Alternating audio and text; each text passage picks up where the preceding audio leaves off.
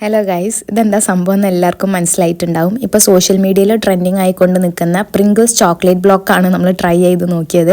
പക്ഷേ വീഡിയോയിൽ കാണുന്ന പോലെ തന്നെ ഇത് ചോക്ലേറ്റ് ബ്ലോക്കൊന്നും ആയി കിട്ടിയില്ല. കാരണം ഇത് ഫുൾ മെൽറ്റായിട്ടാണ് നമുക്ക് കിട്ടിയത്. 2 ദിവസം ഫ്രീസറിൽ വെച്ചിട്ടും ഇത് ഫ്രീസ് ആവുന്നില്ല. നമ്മൾ കണ്ട വീഡിയോസിലൊക്കെ നല്ല പെർഫെക്റ്റ് സിലിണ്ട്രിക്കൽ ഷേപ്പിലാണ് എല്ലാവർക്കും കിട്ടുന്നത്. പക്ഷേ എൻ്റെ ഏതായാലും ഫുൾ കൊളായിപ്പോയി.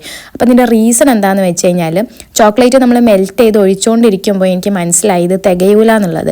അങ്ങനെ ബാക്കി വന്ന ചോക്ലേറ്റിലേക്ക് കുറച്ച് പാലും കൂടെ ഒഴിച്ച് മിക്സ് ചെയ്തിട്ടാണ് ഇതിൻ്റെ സൈഡൊക്കെ നമ്മൾ ഫില്ല് ചെയ്ത് കൊടുത്തത്.